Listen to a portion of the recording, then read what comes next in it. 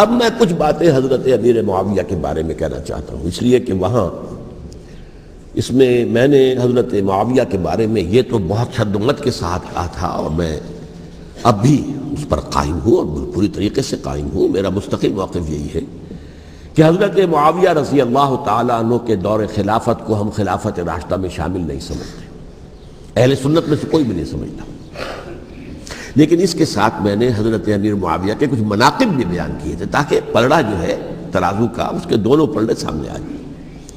لیکن یہ کہ وہ حصہ میرے اس بیان کا نکال دیا گیا، ختم کر دیا گیا۔ یہ میں نہیں جانتا کہ اس میں کیا مصلحت دیکھی گئی ہے، اس میں تو کسی کے لیے کوئی معاملہ ایسا نہیں تھا کسی کے جذبات کو جو ہے وہ ٹھیس پہنچانے والا، کیونکہ میں نے کہا وہ خلیفہ راشد نہیں تھے، صاف میں نے کہا، بلکہ وہ دور ملوکیت کا آغاز ان سے ہو گیا ہے۔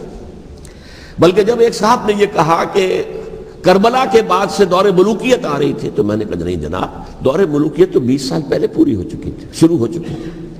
حضرت امیر معاویہ کے بھی 20 سال میں وہ دور ملوکیت میں شمار ہوتے، انہیں کسری العرب بھی کہا گیا، عرب کے کسریٰ، جو شہنشاہ ایران کا خطاب تھا، حضرت معاویہ رضی اللہ تعالیٰ عنہ کو کسری العرب کہا گیا، عرب کا کسریٰ یہ۔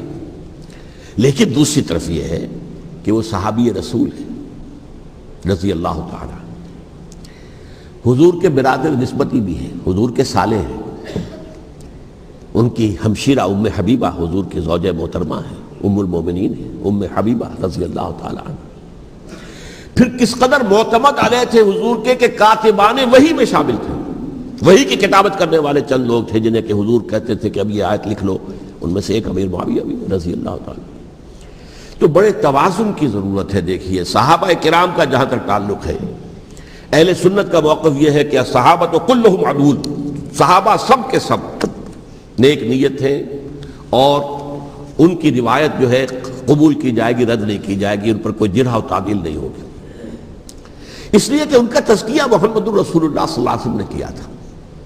لہٰذا یہ تو ہو سکتا ہے کہ کسی صحابی سے کوئی خطا ہو جائے، لیکن وہ خطا اجتہادی ہوگی، نیت کی خطا نہیں ہوگی، نیت کی غلطی نہیں ہوگی۔ اگر کسی صحابی کی نیت پر حملہ کیا جائے تو یہ اصل میں طعن ہے، حملہ ہے حضور پر کہ وہ تربیت دے نہیں سکے اپنے ساتھیوں کو، معاذ اللہ ثم معاذ اللہ ثم معاذ اللہ، وہ تزکیہ کر ہی نہیں سکے۔ 3 جگہ جو قرآن میں آیا ہے یتلو علیہم آیاتہ ویزکیہم، تو کیا تزکیہ کیا؟ اگر ان کے قریب ترین ساتھی جو تھے، اگر ان کے اندر بھی بدنیتی تھی اور دنیا کی طلب تھی اور دنیا کے اندر اقتدار حاصل کرنے کا جذبہ تھا، تو پھر کیا تزکیہ کیا؟ معاذ اللہ ثم معاذ اللہ۔ لہذا صحابہ سب کے سب عدول ہیں، اور ان سے اختلاف ممکن ہے، لیکن ان کی نیت پر حملہ نہیں ہو سکتا۔ تو حضرت امیر معاویہ کی شخصیت ایک چیز ہے، آپ کا دور خلافت دوسری چیز ہے۔ شخصیت کے اعتبار سے صحابی رسول ہیں، برادر نسبتی ہیں حضور کے صلی اللہ علیہ وسلم، اور پھر یہ کہ اس قدر معتمد علیہ ہے صحابہ میں سے کہ وہ کاتبان وحی، یہ عام آدمی کے کرنے کا کام نہیں تھا جو وحی کی کتابت کرے، اللہ کے کلام کی۔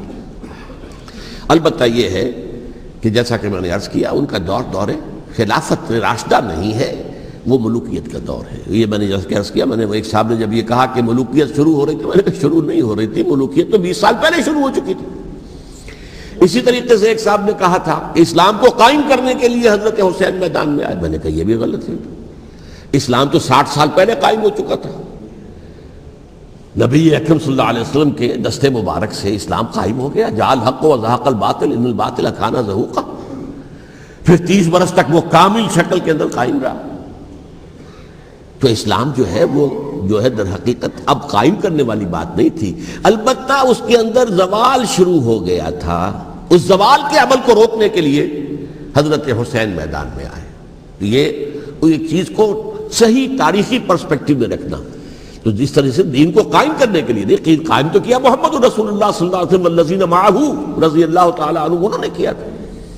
ہاں اب جو ہے وہ اپنی اس شاندار حیثیت سے نیچے گرنے لگا تھا، وہ میں بعد میں عرض کروں گا کہ میں نے اسے کیا عرض کیا تھا کہ یہ اس زوال کو روکنے کے لیے کسی طریقے سے یہ اپنی اصل حقیقت میں قائم رہے، یہ حضرت حسین رضی اللہ تعالیٰ عنہ کے سعی تھے۔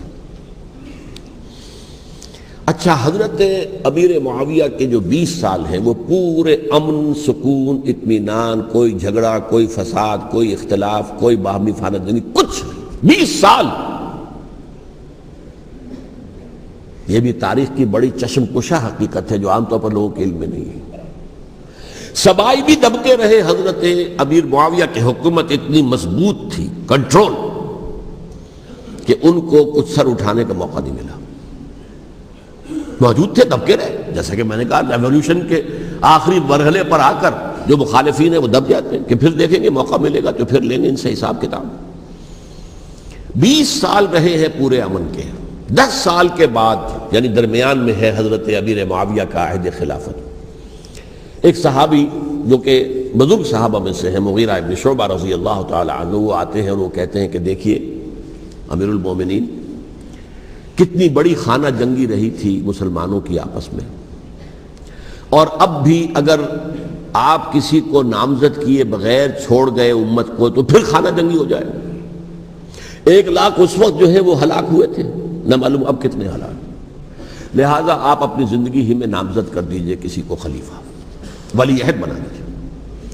حضرت امیر معاویہ نے ابتداءً جو ہے انکار کیا نہیں, لیکن ان کے دلائل ایسے تھے وزنی, اور میں سمجھتا ہوں کہ وہ بات صحیح تھی جو مغیرہ ابن شعبہ نے کہی, اس لیے کہ اب صحابہ کرام میں سے جو کبار صحابہ تھے وہ تو سب دنیا سے رخصت ہو چکے تھے.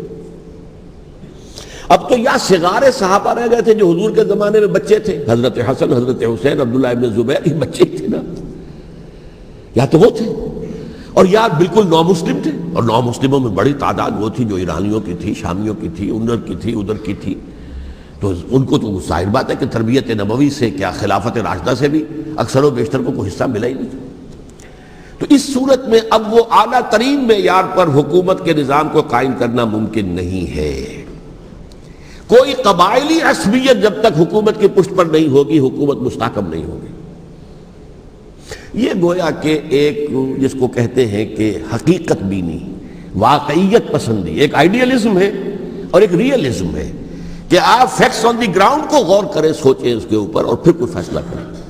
اس اعتبار سے پھر حضرت امیر معاویہ نے بات مان لی اور بیعت لے لی لوگوں سے حضرت یزید کے لیے کہ یہ خلیفہ ہوں گے میرے بعد. اس کو ولی عہدی کہتے ہیں.